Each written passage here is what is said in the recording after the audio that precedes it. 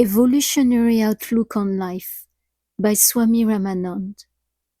Chapter 11. Our Lower Nature. There is much in man which makes a devil of him. Under the influence of lust, greed, anger, etc., he behaves in a way unworthy of a human being. These represent his lower nature. It has to be transcended in the course of evolution.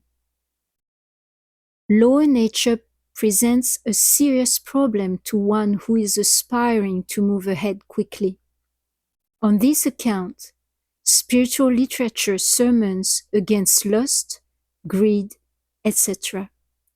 They are recognized to be his enemies, and an all-out war is declared against them. We must understand our lower nature. We must understand the part it plays in evolution. We must overcome our fear or hatred for it before we can outgrow it. Lust is perverted sex. It is desire for pleasure which perverts it. Man lusts and oversteps the natural bounds. Animal does not. Man wants to enjoy sex. That is how he grows lusty. What is the evolutionary necessity for it? Desire intensifies sex.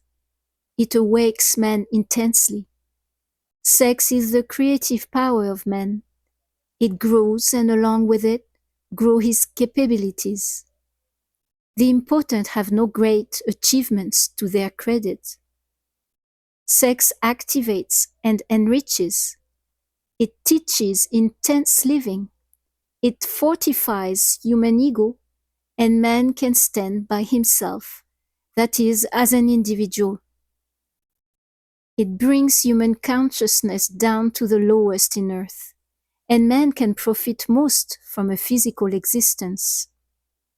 It starts a serious chain of actions and reactions and builds around him a small world, the family, which gives the widest scope for the growth of his emotional nature. It teaches him the lesson of love and self-sacrifice.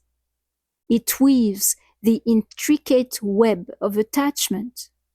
The so-called world comes into being for man on account of sex.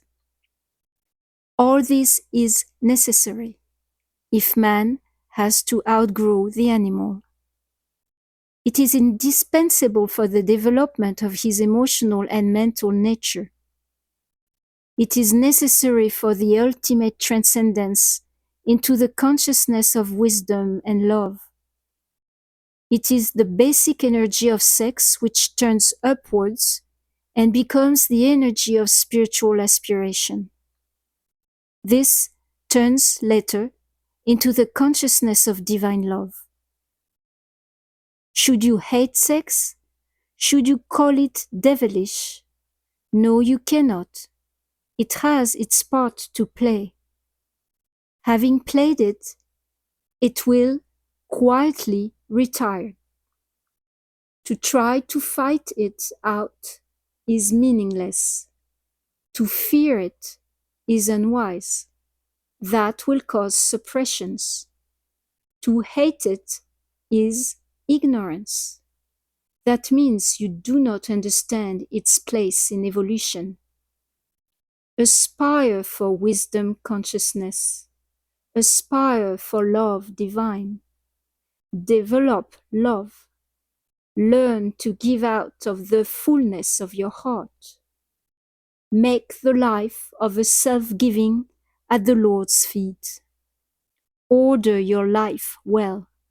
By doing so, you will gradually outgrow sex. It will pass into oblivion like a ship going out on sea. Be not impatient. Let it take its own time. Do not hate woman. She is a mother. She is an emblem of the Mother Divine. Hate her not. It is not woman who entices. It is the lust in you which does. Outgrow lust rather than hate woman. To hate her is sinful. It is to invite your doom. Woman is the symbol of purity. She can purify you of lust by her self-sacrifice. Only accept her in the divine way, not in the beastly one. And anger? It represents the animal vigor of man at its worst. When his ego is hurt, man pounces upon his fellow man like an animal. Then his reasoning lies in abeyance. He behaves like a ferocious beast and lets out his rage.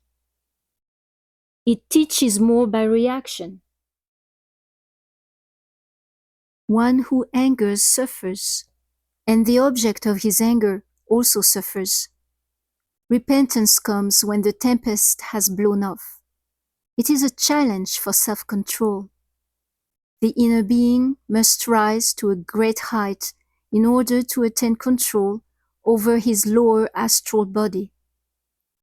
The consequences of anger drive him to the necessity of it. This means that he is egged on to pass gradually beyond the emotional and mental to wisdom consciousness, wherein balance is natural. Anger intensifies and strengthens the ego. It strengthens in the sense that it deepens the ego sense, and man develops a distinct individuality. He stands out from his fellow men. But does it not come in the way of the aspirant? You would question? No doubt, it does. But to become angry with your anger will not do. I wonder if you can suppress it. And it would be harmful if you could. Understand anger well. Understand its genesis.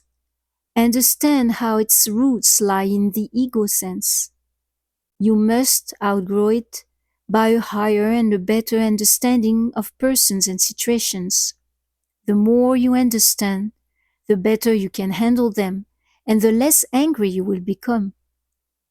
Outgrow it by a wider sympathy and greater love for others. You will then solve problems by means of love, rather than by kicking in frustration. To be angry is to admit that the situation is too much for you. It is an admission of defeat. Anger is a great challenge. It is a challenge for a better understanding, a wider sympathy, and a longer love. It is a challenge for the divine in you to come and possess you. Accept the challenge and outgrow anger. That you can, but gradually. There is yet much more in the lower nature of man. There is greed, malice, hatred, jealousy, etc.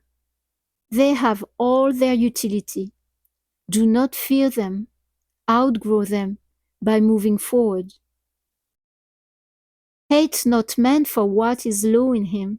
The angel lies side by side with the devil in him. The divine light shines beyond them both. As the light expands, the devil will be outlived.